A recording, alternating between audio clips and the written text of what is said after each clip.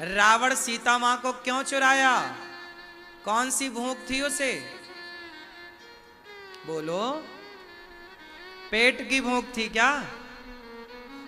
किसकी भूख थी? चमड़ी की। द्रौपदी के कपड़े काहे उतारे गए सभा में?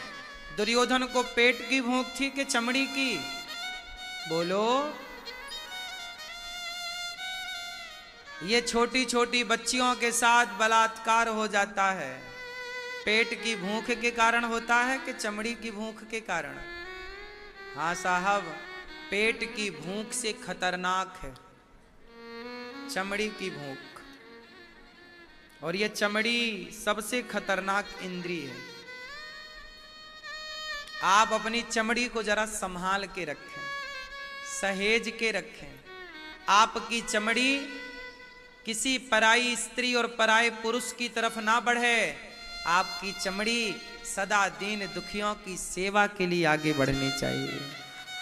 हाथ तो देखो, मैं इन्हीं हाथों से अपनी वृद्ध माओं के पांव दबाता हूं। इन्हीं हाथों से आप किसी भूखे को रोटी देते होंगे, तो चमड़ी का प्रयोग तो यहां भी हो रहा है। और इन्हीं हाथों से आप किसी के कपड़े भी उतारते हैं जबरदस्ती। जैसे दुशासन ने द्रौपदी के उतारे, तो आखिर हाथ से ही तो उतार रहा। तो एक जो चमड़ी की भूख है सबसे गंदी है। और ये भूख ऐसी है कभी नहीं भरती। अर्थात इसका पेट का पेट तो भर जाता है, पेट का पेट तो भर जाता है, पर चमड़ी का पेट नहीं भरता। भर जाता तो लोग अपनी पत्नी को छोड़कर दूसरे के चक्कर में, अपने पति को छोड़ के दूसरे पुरुष के चक्कर में कुछ लोग समाज में क्यों दिखते? ये वही लोग तो हैं जिनकी चमड़ी का पेट नहीं भरा। भगवान से प्रार्थना करो, हे विधाता हमें इन सब बुराइयों से आप बचाइएगा। हम में इतनी शक्ति नहीं है कि हम इन बुराइयों से बच जाएं। रावण जैसा ज्ञानी नहीं बचा हे प्रभु, पर आपके चरणों में समर्पण करता हूं। आपने जैसे विभीषण को बचाया, सुग्रीव को बचाया, ध्रुव प्रहलाद को बचाया, ऐसे ये दास को, हम सबको प्रभु आप बचाइए। संसार की हर बुराई से बचाइए, हर बुराई से हम बचें। इसलिए आप अपने शरीर को सेवा में लगाओ। समझ रहे हो मेरे दोस्तों, मेरी मां, मेरी बहनों? आज ये लिव इन में रहने वाले लोग क्या कर रहे हैं? ये लिव इन नहीं है, इनकी चमड़ी की भूख है। ये चमड़ी की भूख मिटा रहे हैं और नाम दे रहे हैं कि जी हम लिव इन में हैं। इनकी भूख है चमड़ी की। आप बचें, भगवान हम सबको बचाएं इस बुराई से। तो आंखों को भगवान में लगाओ दर्शन के लिए, कानों को भगवान की कथा में लगाओ, और अपने त्वचा को, शरीर को, शरीर के अंग अंग को, पांव है तो दौड़कर सत्संग में जाएं, तीर्थों में जाएं, भगवान का दर्शन। पांव से तो चल के बिहारी जी जाओगे। हाथ है तो किसी दीन दुखी की सेवा करो, बेसहारा का सहारा बनो। जैसे ये दास अनिरुद्ध ने, हमने पूरा शरीर अपना सेवा में लगा रखा है, पूरा शरीर हमारा सेवा में है। देखो, चमड़ी को बिजी करो, सेवा में बिजी करो। तो यदि ये बिजी यहां नहीं भई तो कहीं और फिर मांगेगी आपसे चमड़ी के, अब उस तरफ ले जाओ। आंखें यदि बिजी हो गई भगवान में और भगवान के भक्तों में तो फिर आंखें भटकेंगी नहीं। नहीं बिजी करोगे तो वो लपक लपक के गंदी जगह फिर वो मुन्नी बदनाम हुई देखेगी, शीला की जवानी देखेगी फिर वो। हाँ या ना? सामने वाली खिड़की में एक चांद का टुकड़ा रहता है, फिर ये आंखें उस तरफ भागेंगी। कहाँ चले चांद का टुकड़ा देखने हैं? अच्छा ठीक।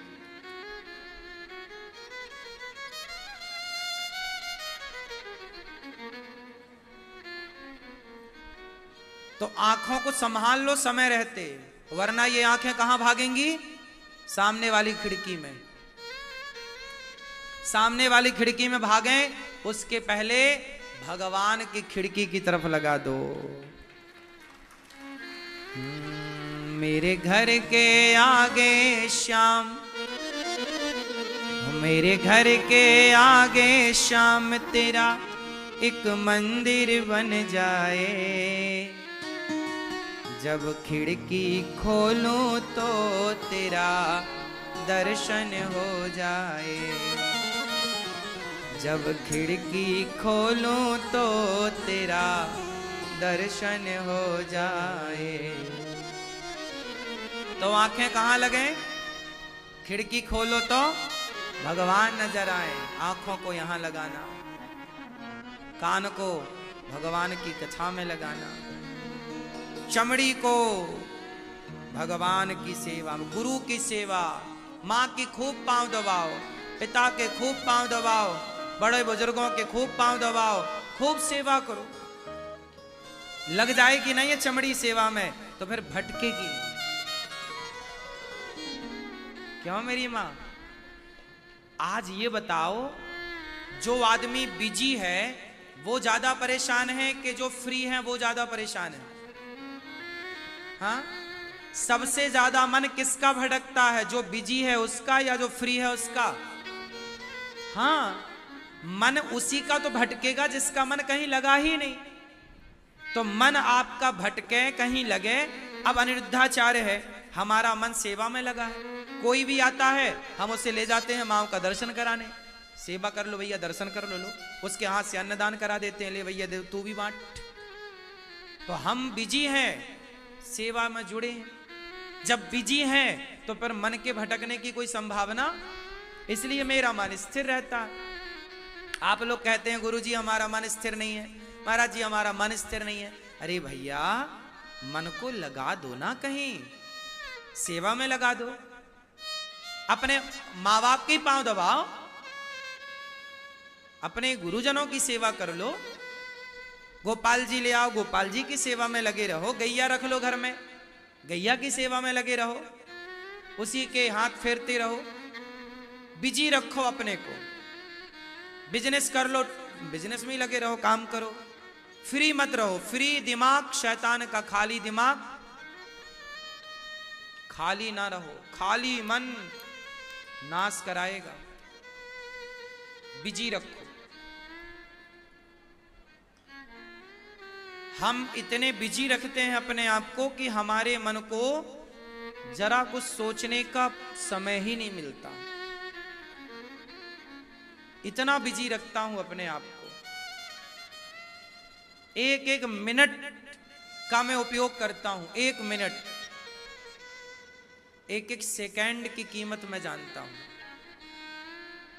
आप लोग तो यूं ही पड़े पड़े समय बिताते रहते हैं। बिजी नहीं है लोग। कुछ ना काम हो तो माला लो और बैठ जाओ। सीताराम सीताराम सीताराम सीताराम सीताराम सीताराम सीताराम सीताराम सीताराम। कोई काम नहीं तो माला घुमाओ। बिजी रखो। हमारे ऋषि मुनि बड़े वैज्ञानिक थे कि भैया माला जप। उन्हें पता था कि तुम फ्री हो, कोई काम तो है नहीं तुम्हारे पास, तो माला जपो। क्योंकि माला नहीं जपोगे तो तुम्हारा मन कुछ और जपाएगा। इसलिए भैया कहीं ना लगा, यहां लगा, यहीं यहीं गोल गोल घूमेगा। श्रीमन नारायण श्रीमन नारायण श्रीमन नारायण श्रीमन नारायण। माला जपो। जरा भी फुर्सत मिल जाए माला। अरे फुर्सत मिलती हो तुम पड़ोसों से गप्प लड़ाने लग जाती हो, और पड़ोसन के चक्कर में गप्प लड़ाते लड़ाते कोई उल्टी बात निकल गई तो पड़ोसन ने जाके चुग, अरे उसने तो तेरे बारे में ऐसा कहा। लो भैया, घर बैठे की लड़ाई तैयार है। ऐसा होता है कि नहीं भाई? ज्यादा बात करेंगे तो कुछ ना कुछ तो निकलेगा ही मुंह से। और पड़ोसन जाके बताएं कि सुनो वो तो कह रही थी तुम्हारे बारे में कि तुम ऐसी कलमुही हो। लो, हो गई। इसलिए समय मिल जाए अपने बच्चों के साथ समय व्यतीत करो, पति के साथ समय गुजारो, सास ससुर के साथ समय गुजारो, पत्नी के साथ समय गुजारो, अपने परिवार में समय गुजारो, और समय फिर भी बचे, सीताराम सीताराम श्रीमन नारायण श्रीमन नारायण। सही है।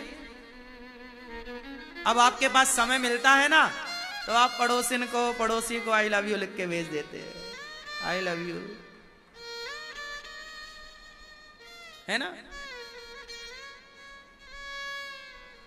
अब आजकल एक मैया में कथा करने गया तो एक मैया बोली, महाराज आजकल की 25% स्त्रियां फंसी हैं। ऐसा हमने नहीं बोला, एक मैया ही बोल रही थी प्रश्नोत्तरी में। हमने कहा कहां फंस गई? बोले आजकल 25% स्त्रियां अपने पति को धोखा दे रही हैं। क्यों, ये बात सही है कि गलत है? उसके पति को पता ही नहीं और उनका पड़ोसी से इलू इलू चल रहा है।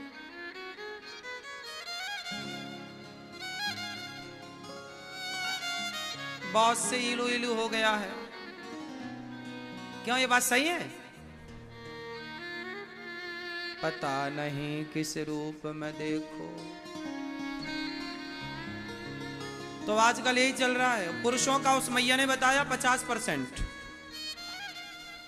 बोले 50% पुरुषों का है आजकल, 50%। उस मैंने नहीं, ये मेरी गणित बिल्कुल नहीं है, प्रश्नोत्तरी में और रिकॉर्डर है, वो प्रश्नोत्तरी में आप सुन लेना।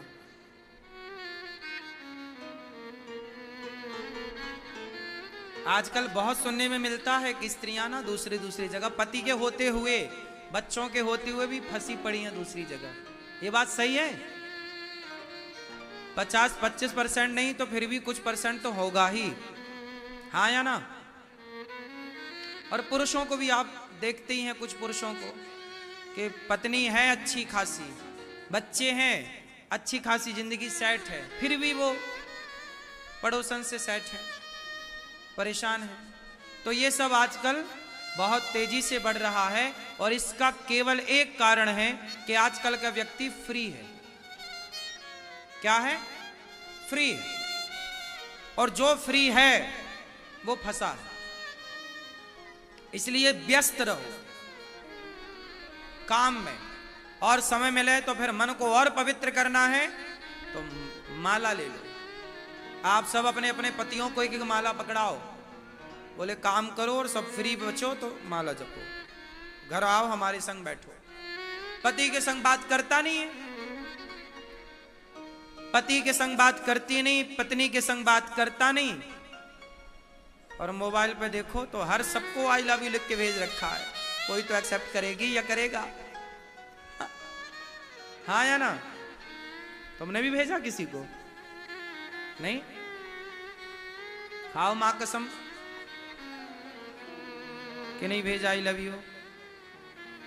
किसी को तो भेजा होगा तुमने, किसी को नहीं। मत भेजना। इस आई लव यू ने नाश कर रखा है सबका। शुरुआत सबकी यहीं से होती है। सब सीरियस ले लेते हैं, ये सब मजाक है। कसमें वादे प्यार वफा सब बातें हैं, बातों का क्या। गाना सुना के नहीं? मन्ना डे जी बोले कसमें वादे प्यार वफा सब बातें हैं, बातों का क्या। कोई किसी का नहीं ये झूठे, कोई किसी का नहीं ये झूठे, नाते हैं नातों का क्या। कसमें वादे प्यार वफा सब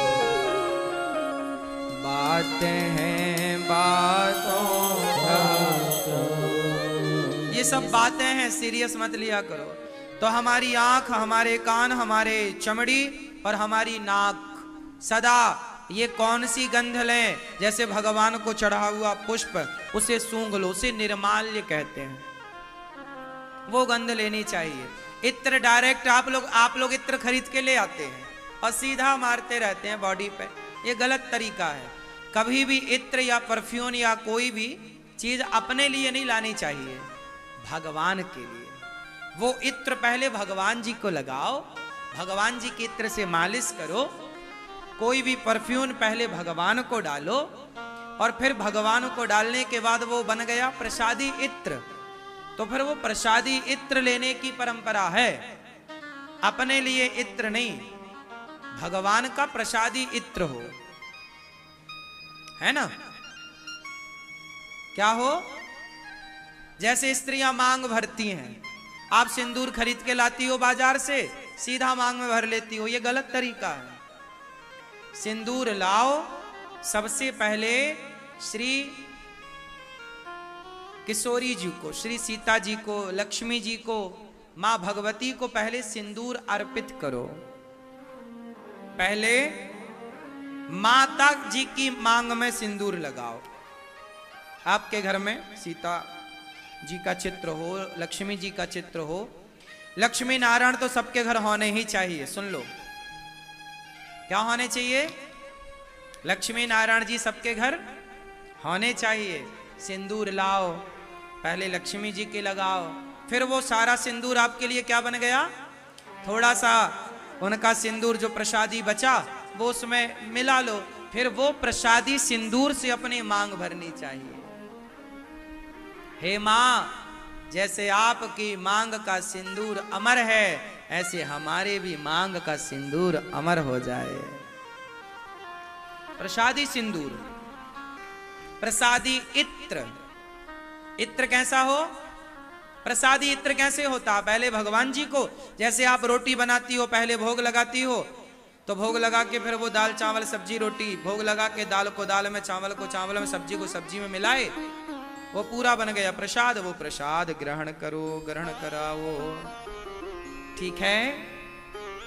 इस तरह से तो भगवान धुंधकारी 5 के चक्कर में पड़ा, सर्वनाश हो गया। आप भी इन 5 से बचना। आंख भगवान में लगाना, कान भगवान में लगाना, जिह्वा भगवान के गुणगान में, त्वचा सेवा में, और नासिका भगवान के निर्माल्य में। धुंधकारी के बाद भागवत सुनी, उन्होंने उद्धार हुआ।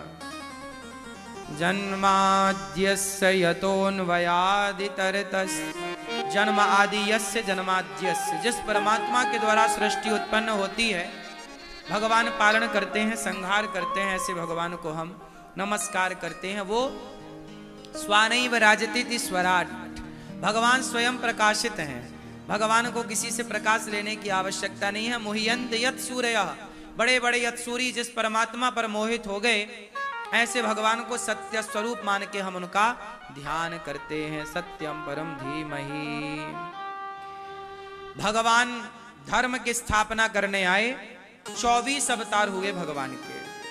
नारायण नारद हरि कपिल देव श्री राम, हंस हयग्रीव मोहिनी दत्तात्रेय सुख धाम। नरसिंह वामन व्यास जी, ऋषभ देव कौमार, यज्ञ पुरुष धनवंतरी, बुद्धि कल्क अवतार। पृथु राजा वारह पुनि, कृष्ण चंद्र भगवान, परशुराम मत्स्य कमठ पद्म पुराण प्रमाण। इस तरह भगवान के 24 अवतार, सनकादि, वाराह, नारद जी, नर नारायण, कपिल देव जी, दत्तात्रेय जी, यज्ञ भगवान, 24 अवतार हुए भगवान का। हर अवतार के पीछे उद्देश्य है। फिर भगवान नारद जी व्यास जी से कहते हैं कि आप अशांत क्यों हैं? बोले भागवत जी की रचना करो, आपको शांति मिलेगी। शांति पाना है तो भागवत सुनना चाहिए, इसलिए हम कहते हैं भागवत सुना करो। व्यास जी महाराज ने भागवत जी की रचना की और महाभारत के युद्ध से प्रारंभ किया। नारद जी बोले हम दासी पुत्र थे, भगवत कृपा से ब्रह्मापुत्र बने। अब बड़े प्रेम से महाभारत का युद्ध स्टार्ट हुआ। अच्छा, महाभारत का युद्ध जब हुआ तो पक्ष 2 हो गए। मैया चली महाभारत करने,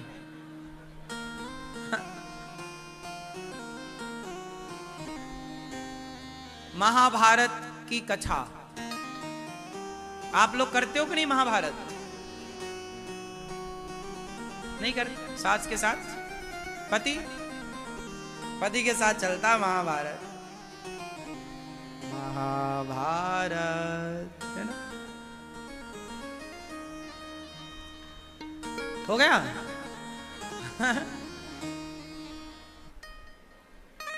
महाभारत की कथा हम सबको कितना कुछ सिखाती है, जरा समझो। महाभारत हुआ था दो पक्षों में, पांडव और कौरव। पांडवों के साथ भगवान थे, कौरवों के साथ शकुनी और इत्यादि। पांडव की सेना कम थी, कौरवों की सेना, पांडव थे 5, कौरव थे 100। अच्छा ये बताओ, शक्तिशाली कौन था? पांडवों की सेना, पांडव पक्ष शक्तिशाली था या कौरवों का पक्ष शक्तिशाली था? कौन शक्तिशाली था? शक्तिशाली कौन थे? हाँ, शक्तिशाली यदि देखा जाए तो कौरवों के पक्ष में शक्ति ज्यादा थी। पितामह भीष्म जैसे कौरवों के साथ थे, गुरु द्रोणाचार्य जैसे योद्धा कौरवों के साथ थे, कर्ण जैसे योद्धा कौरवों के साथ थे, बड़े बड़े योद्धा कौरवों के साथ थे। पांडवों की सेना में कोई अधिक बलशाली था ही नहीं। फिर युद्ध पांडव ही क्यों जीते, जबकि उनकी शक्ति तो कम थी, कौरवों की शक्ति ज्यादा थी? क्यों जीते? क्योंकि असत्य कितना भी शक्तिशाली हो, अधर्म कितना भी शक्तिशाली हो, एक दिन वो हार जरूर जाता है। सत्य कितना कमजोर क्यों ना हो, लेकिन वो सत्य एक दिन जीत करके सामने आएगा जरूर। सत्य को किसी के साथ की जरूरत नहीं। सत्य अकेला बहुत, सत्य का साथ भगवान खुद देते हैं। सत्य यदि हार जाएगा तो भगवान की हार मानी जाएगी। इसलिए आप कभी झूठ के साथ ना खड़े हुआ करो, सदा सत्य के साथ खड़े हुआ करो। किसके साथ? बोलो, सत्य के। सत्यम ब्रूयात प्रियम ब्रूयात। सत्य बोलना चाहिए, मीठा बोलना चाहिए।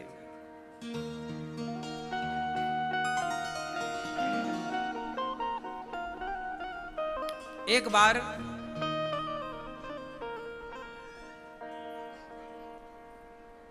धर्मराज युधिष्ठिर यज्ञ करते हैं, खूब दान दक्षिणा देते, पुण्य करते। अर्जुन को थोड़ा एटीट्यूड, अभिमान आ गया। है कोई हमारे भाई जैसा दानी?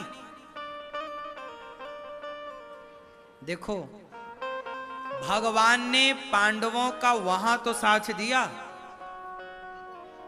महाभारत में, लेकिन आगे जहां पांडव गलत थे वहां भगवान ने पांडवों का भी साथ नहीं दिया। अर्जुन को अभिमान आ गया, है कोई मेरे भैया जैसा दानी? देखो इतना यज्ञ किया, इतना दान किया, भूख प्यासे कोई भूखा नहीं, कोई प्यासा नहीं, सबको दान दक्षिणा सोना चांदी दी। है कोई इतना बड़ा दानी? भगवान चुप रहे। अर्जुन बोले, प्रभु कोई है युधिष्ठिर जी के जैसा, हमारे भैया के जैसा दानी? भगवान बोले, तुम्हारे भैया तो कुछ भी नहीं है। अब तो अर्जुन को, तो फिर बताओ बड़ा दानी कौन है? भगवान बोले, मैं बहुत प्यार करता हूं अपने भक्त से। क्या नाम है उसका? बोले, उसके जैसा दानी कोई हो नहीं सकता। भगवान बोले। अर्जुन बोले, आखिर ऐसा कौन सा दानी है भाई, नाम बताओ। भगवान कृष्ण बोले कि उसके जैसा दानी ना कोई था ना कभी होगा। अर्जुन बोले, नाम बताओ। भगवान बोले, वो मेरा बहुत लाडला प्यारा भक्त है। क्या नाम है? मोरध्वज। क्या नाम बताया भगवान ने? क्या नाम? मोरध्वज। मेरा बहुत प्रिय भक्त है और इस धरती पे ऐसा कोई नहीं हुआ उसके जैसा, ना हुआ। अर्जुन बोले प्रभु एक बार मिलाओ। हम नहीं मानते, हमने तो उसका नाम भी नहीं सुना। यदि बड़ा दानी होता तो हम उसके बारे में सुनते, पर हमने तो सुना नहीं। आप तो ऐसी तारीफ कर रहे हैं, झूठी प्रशंसा अपने भक्तों की। भगवान बोले नहीं। अर्जुन बोले चलो परीक्षा लेते। भगवान बोले मैं अपने भक्त की परीक्षा नहीं लेता। नहीं नहीं नहीं, तो हम नहीं मानते कि वो बड़ा दानी है, हमने तो सुना ही नहीं कभी उसके बारे में। कोई बता नहीं सकता उसका नाम। भगवान बोले कोई भले ना जाने, हम तो जानते हैं। चलो परीक्षा लेते हैं। भगवान बोले नहीं, मैं परीक्षा नहीं लेता। नहीं प्रभु,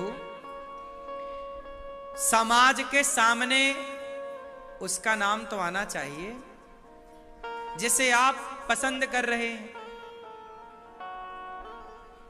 वरना मैं नहीं मानता। आप देखो भगवान की बात नहीं मान रहे हैं अर्जुन, परीक्षा लेने की जिद। भगवान बोले अच्छा तुम्हारी इच्छा है तो चलो। गए दोनों लोग,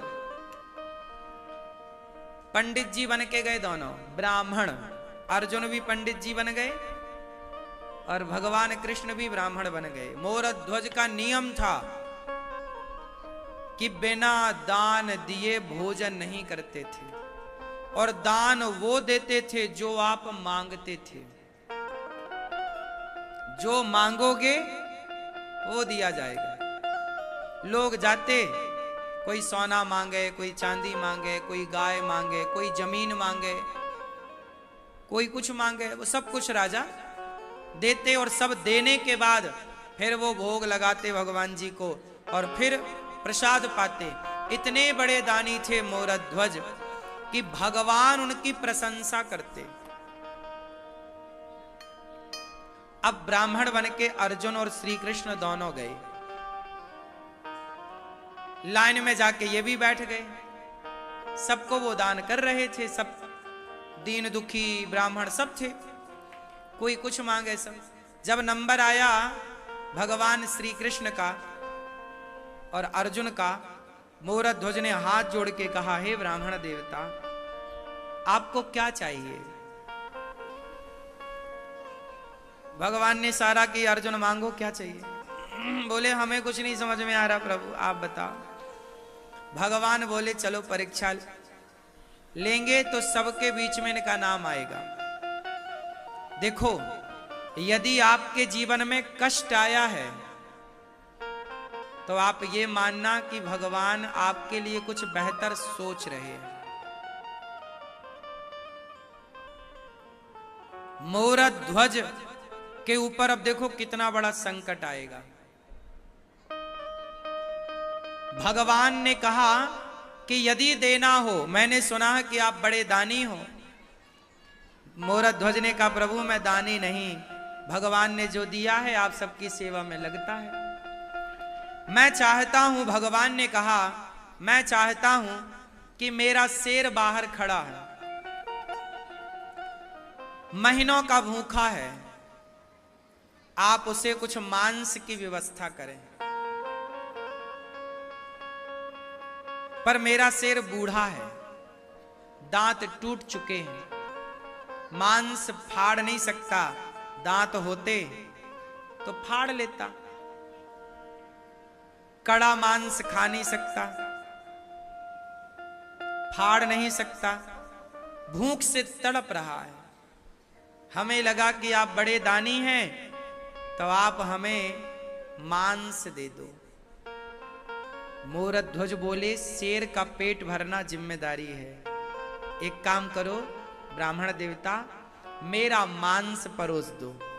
देखो एक राजा बिना देर लगाए बोल दिया कि मेरा मांस शेर को। ना ना, ब्राह्मण बोले नहीं, आप बूढ़े हैं, आपका मांस नहीं खाएगा, वो बच्चों का मांस। मैंने सुना है आपका एक बेटा है, ताम्रध्वज उसका नाम था। हाँ हाँ है। एक काम करो, आप अपने बेटे को आरे से चीर दो जरा, और उसके कुछ टुकड़े कर देना। शेर फाड़ नहीं सकता, तो आप आरे से जरा अपने बेटे को चीर दो और कुछ टुकड़े करके मेरे शेर को डाल दो, वो खा लेगा। अब बताओ, एक पिता से कहा जाए कि तुम अपने बेटे को आरे से चीर दो, ये सरल काम है या कठिन काम है? बोलो। अब राजा यदि नहीं देते तो क्या होगा कि लो, आप तो कहते थे कि जो मांगोगे मिलेगा। अब राजा धर्म संकट में पड़ गए कि यदि मैंने बेटे को मार दिया तो बच्चे को मारना भी तो पाप है। भाई आपकी मर्जी नहीं है और मैंने आपको मार दिया, पाप है। हाहाकार मच गया पूरे राज्य में कि कोई ब्राह्मण कह रहा है कि अपने बेटे को काट करके शेर को खवाओ। ये बात महारानी तक पहुंची और बेटे तक ये बात पहुंची तो बेटा ताम्रध्वज उस समय 5-6 साल के बालक थे। दौड़ कर आए बेटा, पिताजी पिताजी क्या हुआ? आप सोच रहे हैं ना कि मेरी इच्छा है या नहीं? पिताजी मैं आपका बेटा हूं और बेटे का धर्म है कि वो पिता के धर्म की रक्षा करे। इसलिए पिताजी आप मेरे सिर पर आरा चलाइए, मुझे ऐतराज नहीं। ब्राह्मण बोले कि तुम दोनों पति पत्नी आरा चलाओ। अब रानी को बुलाया गया।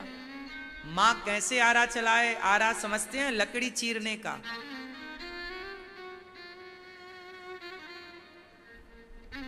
आरा रानी और राजा को चलाना है। रानी मां है, मां कैसे बेटे के सिर पे आरा चलाए? तब वो बच्चा बोला, मां एक तरफ आपका बेटा है, दूसरे तरफ आपके पति का धर्म है। बेटा चला जाएगा ना मां तो वापस आ जाएगा, पर धर्म चला गया तो वापस नहीं आएगा। देखो जरा, बेटे से बड़ा धर्म है। रानी खड़ी हो गई, राजा खड़े हो गए, आरा दिया गया। आरा बच्चे के सिर पे रखा गया, पर रानी के हाथ कांप रहे। रानी रो रही, राजा के हाथ कांप रहे, राजा रो रहे। तब ब्राह्मण भगवान बोले, राजन शर्त है, आप दोनों की आंखों में आंसू की एक बूंद नहीं होनी चाहिए। यदि आप रोए तो फिर हमारा शेर ये मांस नहीं खाएगा। अब बेटे को आरे से चीरना है और शर्त यह है कि आंखों से आंसू नहीं बहा सकते आप। आरा चलाने को मां बाप तैयार हुए कि बच्चा बोला, मां 1 मिनट। दौड़ा दौड़ा गया, रुई लेके आया, मां के कानों में रुई ठूंस दिया। बेटे ने पिता के कानों में रुई ठूंस दिया। मां बोली, बेटा ये क्या कर रहे हो?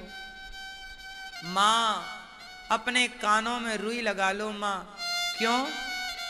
जब आप आरा चलाओगी ना तो मुझे दर्द होगा, मैं चीखूंगा, मैं चिल्लाऊंगा। मां यदि आप मेरी चीख सुन के आरा रोक दोगी तो पिता का धर्म चला जाएगा।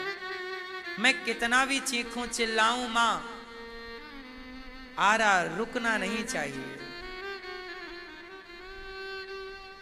पिता का वचन है कि जो मांगोगे दूंगा, और आज किसी ने मुझे ही मांग लिया है, तो मुझ पुत्र का तो कर्तव्य है ना कि पिता के धर्म को पूरा करूं। आरा चलाना शुरू किया माता पिता ने, रुई लगाकर जो आरा चलाया, खून की पिचकारियां निकलने लग गई। कभी वो माँ के मुंह में आए तो कहीं पिता की तरफ आए, कहीं दीवारों की तरफ जाए। चारों ओर रक्त ही रक्त बिखर गया। देखते देखते बच्चा 2 भागों में फट गया।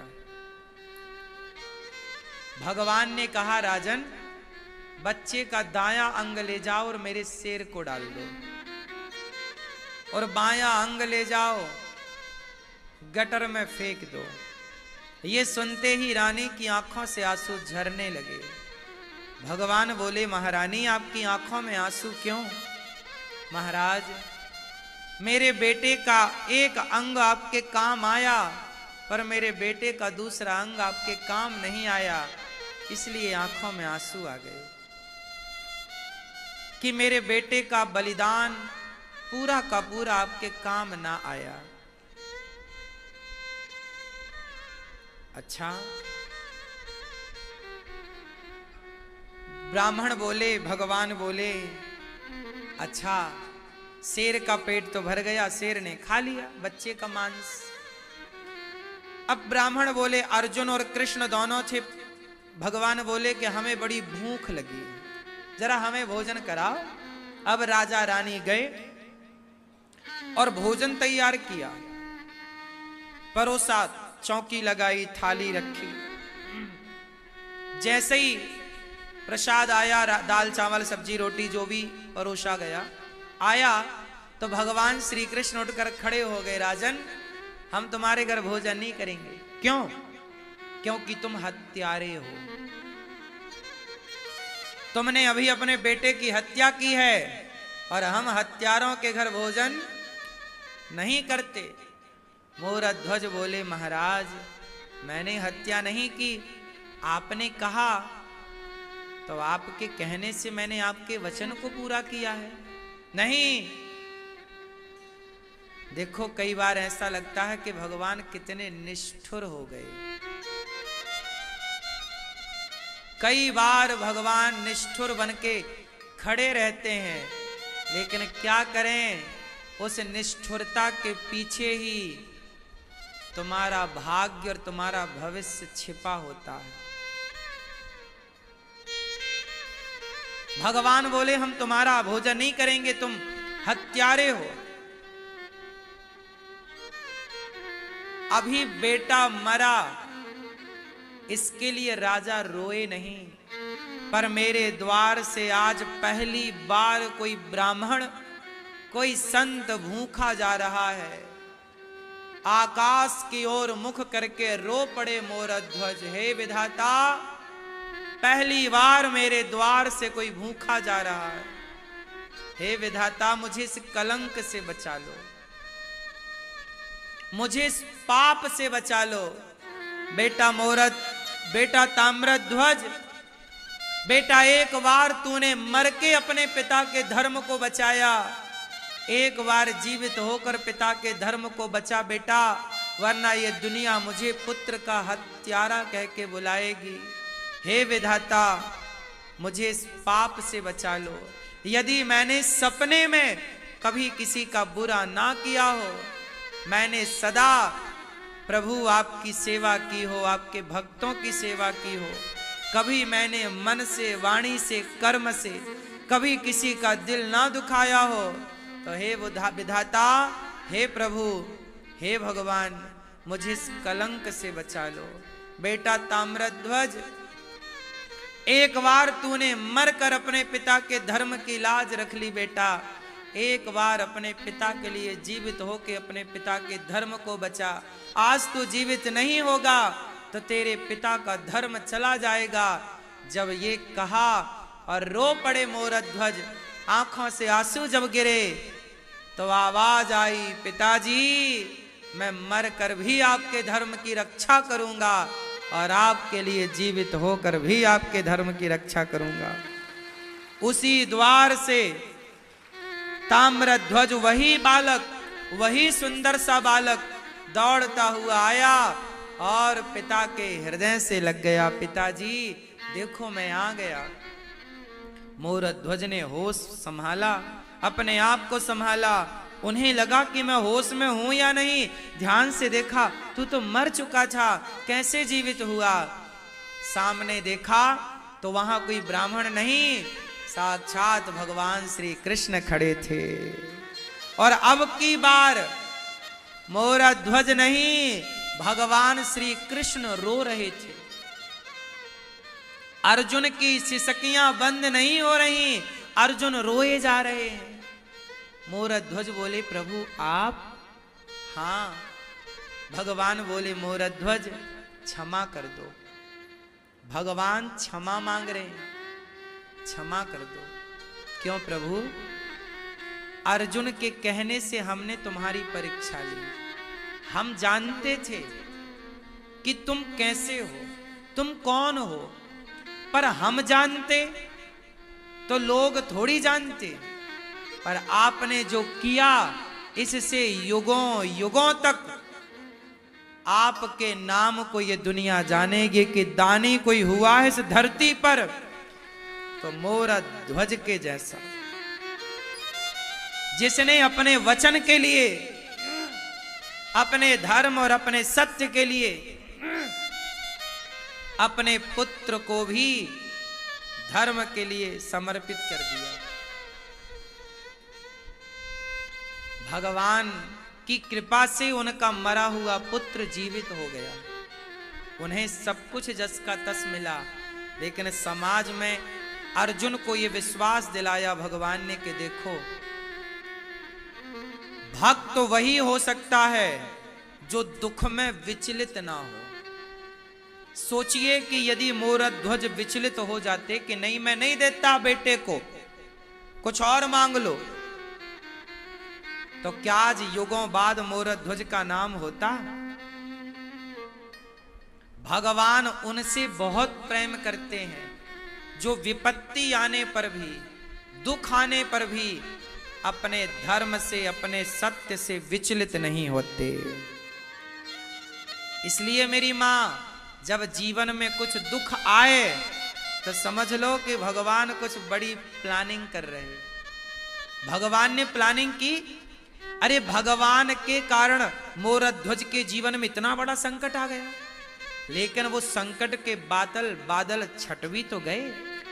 यदि विश्वास है आपको भगवान पर तो संकट आएगा, पर संकट के बादल बहुत जल्दी भगवत कृपा से छट भी जाते हैं। अपना धैर्य न खोइएगा, भगवान के प्रति विश्वास डगमगाइएगा मत, कमजोर मत करिएगा। कुछ लोग जरा सा दुख आए तो भगवान, अरे हम पहले बहुत पूजा करते थे अब नहीं करते। क्यों? अब दुख आ गया था, हमने भगवान की पूजा छोड़ दी। तो जब सुख आएगा तभी तुम भगवान की पूजा करोगी या करोगे, और दुख आएगा तो छोड़ दोगी या छोड़ दोगे। ये क्या बात हुई? भक्त का मतलब ही क्या हुआ फिर?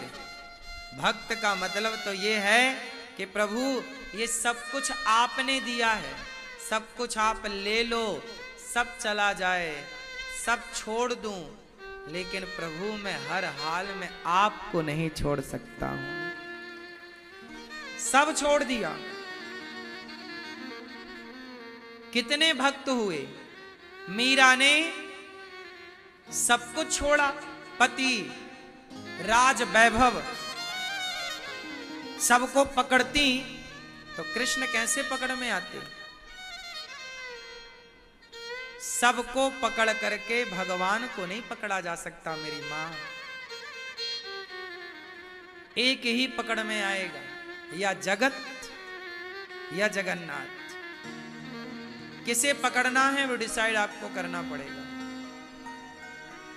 तुम सोचो कि हम संसार के मतलब के भी रहें और भगवान के मतलब के। शुरुआत तो ऐसी ही होगी कि आपको संसार में रहना ही है।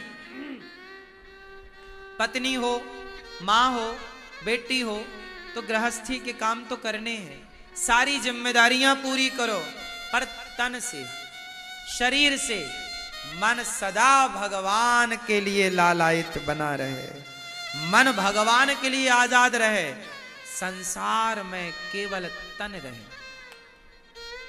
बंटवारा कर दो अपना, तन दे दो जगत को और मन दे दो जगन्नाथ को, तो संसार भी खुश, भगवान भी खुश।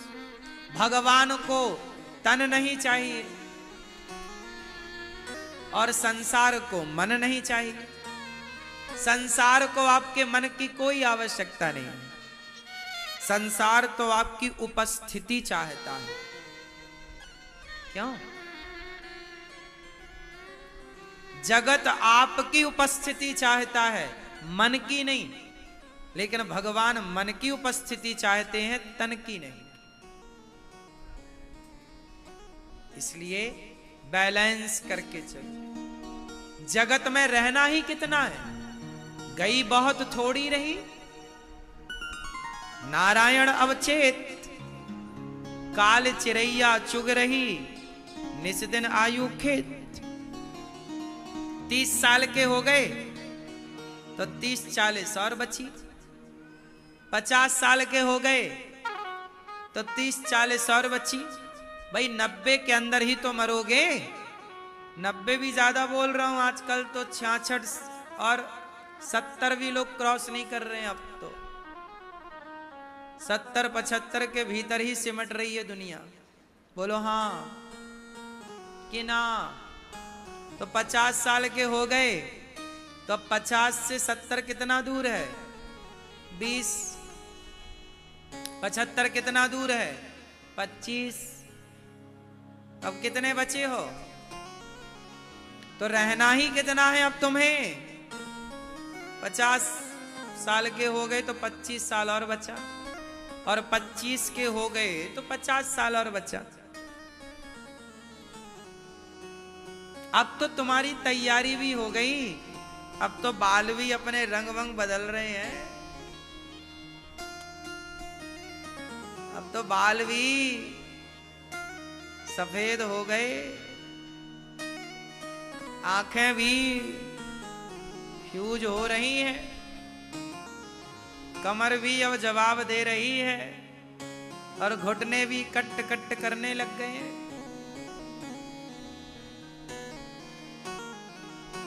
पेट भी अब दिन भर गुर्र करता रहता है, गुर्राता रहता है, गुड़ गुड़ गुड़ गुड़ गुड़ गुड़।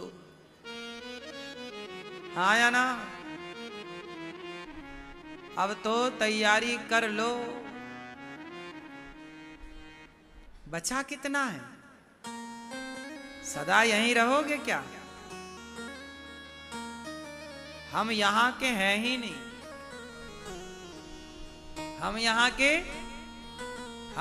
के नहीं हैं, हम इस देश के नहीं हैं, हम भगवान के देश के हैं, हम भगवान के हैं। यहाँ आए हैं आप लोगों को कथा सुनाने, आप लोगों के साथ थोड़ा वक्त गुजारने। अब थोड़ा सा समय लेके आए हैं, इसमें हम और आप चाहे प्यार मोहब्बत से रह लें या लड़ाई झगड़ा करके रह लें, धन्यवाद दे के रह लें या शिकायत करके रह लें। इसलिए गई बहुत थोड़ी बची, नारायण अवचेत काल चिरैया चुग रही, निस दिन आयु खेत। मोर ध्वज जैसा दानी कहाँ होगा, हर एक समस्या का समाधान कहाँ होगा। जब भक्त नहीं होंगे, भगवान कहाँ होगा हर एक समस्या का। दान जो करते हैं दानी कहलाते हैं। दान जो करते हैं दानी कहलाते हैं। पर मोर ध्वज जैसा पर मोर ध्वज जैसा कोई दानी कहाँ होगा जब भक्त नहीं होंगे। भगवान कहाँ होगा जब भक्त नहीं होंगे।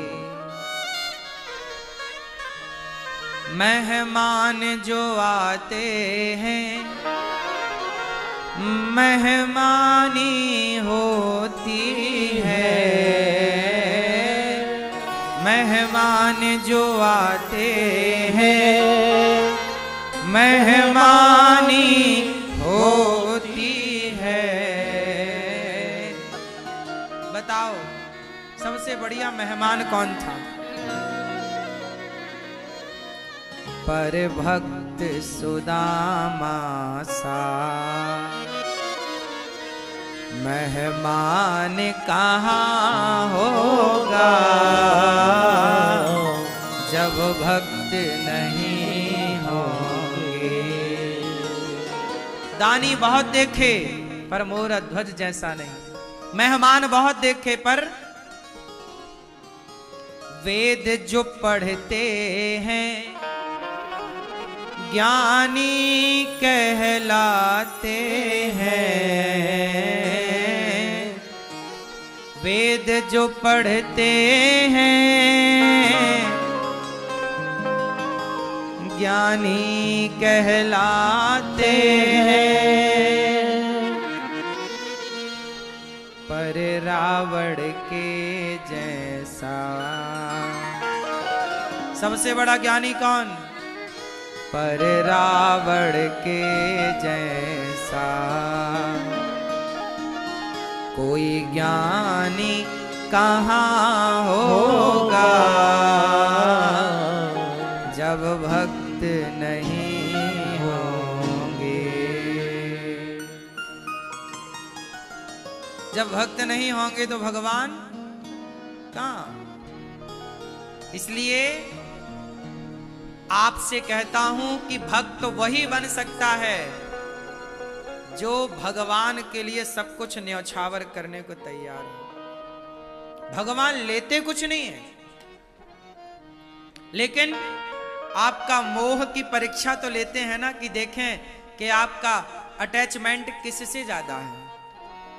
जब भगवान चुनेंगे आपको तो परीक्षा तो देखो देनी पड़ेगी। क्यों? उस परीक्षा में आप कई बार फेल हो जाते हैं। जैसे आपका बेटा है, आपके एक बार एक मैया मेरे पास आई, रोने लग गई। महाराज मैं बहुत दुखी हूं, इस संसार में सबसे ज्यादा दुखी मैं हूं। मैंने कहा मां ऐसा कौन सा दुख आया?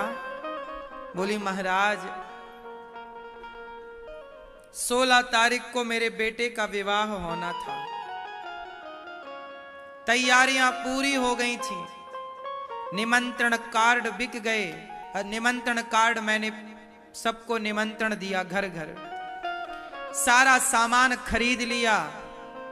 16 तारीख का विवाह था और 9 तारीख को मेरे बेटे की अकस्मात मृत्यु हो गई।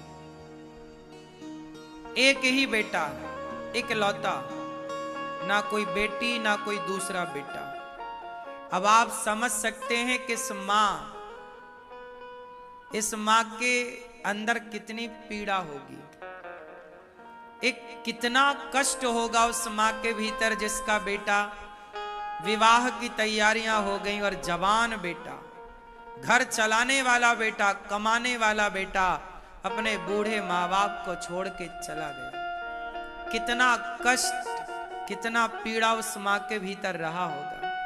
वो बोली, महाराज भगवान ने मेरे साथ गलत किया। मैंने माँ को बिठाया, मैंने माँ से केवल 2 मिनट बात की और उस 2 मिनट में कुछ सवाल मैंने माँ से किए, कुछ सवाल माँ ने मेरे से किए। हम दोनों का संवाद हुआ।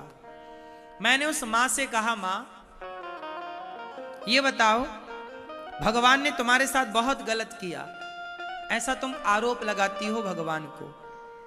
अच्छा ये बताओ कि ये जो तुम्हारा बेटा था, ये तुम्हें दिया किसने था? तुम्हें तो बच्चे हो ही नहीं रहे थे। बहुत जगह तुमने प्रार्थनाएं की, हाँ महाराज हमें तो बच्चे नहीं हो रहे थे। शादी के कई साल तक बच्चे नहीं हुए, बहुत प्रार्थना मन्नतें मांगी तो ये बेटा हुआ। हमने कहा, मां तुम्हारे भाग्य में संतान थी ही नहीं, तुम्हारे बच्चा था ही नहीं, पर तुमने पूजा की, आराधना की तो परमात्मा ने तुम्हारी पूजा आराधना स्वीकार की और तुम्हारी झोली कुछ दिन के लिए भर दी। 25 साल तक तुम्हारा बेटा तुम्हारे साथ था, तुमने लाड़ लड़ाया, दूध पिलाया, प्यार किया, परवरिश की। अब 25 साल तक तुम्हें मिला, तुम्हारे पुण्य से मिला, तुम्हारे भाग्य में था ही नहीं, फिर भी तुम्हारे भजन के प्रभाव से परमात्मा ने तुम्हारा भाग्य बदला और तुम्हें 25 साल के लिए पुत्र का सुख दिया। जो दिया था, क्या उसके लिए तुमने धन्यवाद दिया कि हे विधाता 25 साल के लिए तूने बेटे का सुख दिया? ना देते तो तुम क्या कर लेती? ये बालक दिया किसने था? ये संतान थी किसकी? भगवान की। और गई कहां? भगवान के घर। जहां से जो आता है वहीं तो जाता है। नदियां समुद्र की तरफ ही क्यों बहती हैं? क्योंकि नदियों का जो जल है आया कहां से? समुद्र का ही वाष्पीकरण होता है, बादल बनते हैं, पानी बरसता है, तो वो जहां का था पानी वहां जा रहा है। समुद्र का ही पानी नदियों में होता है बारिश बन करके, और वो नदियां समुद्र में मिलती हैं। जो जिसका है उसी तरफ तो भागेगा। मुसलमान है मुसलमानों की तरफ भागता है, हिंदू है हिंदू की तरफ भागता है, भारत का है भारत की तरफ भागेगा, पाकिस्तान का है पाकिस्तान की तरफ भागेगा। दीपक जलाओ तो ज्योति ऊपर की तरफ भागती है, क्योंकि वह सूर्य का अंश है। सूर्य है अग्नि का मूल, तो वो अपनी ओर भागता है। तो भाई हम और आप किसके हैं? बोलो। कहां जाते हैं? लोग कहते हैं चले गए। कहां गए? लोग कहते हैं ना भगवान के घर चले गए। आए कहां से थे? जहां से आए थे वहीं तो चले गए। इसी आवागमन को तुम जन्म और मृत्यु कहते हो। समझो तो कोई कहीं नहीं जाता, सब भगवान के घर आते, भगवान के घर से काम पूरा करते। मैं देखो 7 दिन के लिए आपको कथा सुनाऊंगा, कथा सुनेंगे, 7 दिन बाद कथा सुना करके कार्य पूरा। आप अपने घर, हम अपने काम में। ये जिंदगी की यात्रा है, इसे यात्रा के नजरिए से देखो। सब यात्री हैं, सब मेहमान हैं। ईश्वर परीक्षा ले रहे हैं। आपको हंसा रहे हैं तो आप हंस रहे हैं, रुला रहे हैं आप रो रहे हैं। ये सब खेल भगवान का है। इसलिए मेरा कुछ नहीं, समर्पण कर दो प्रभु, अब सौंप दिया इस जीवन का सब भार तुम्हारे। हाँ अभी हमने कहा जिंदगी की डोर सौंप हाथ दीनानाथ के, महलों में राखे चाहे झोपड़ी में वास दे, पर भरोसा रखना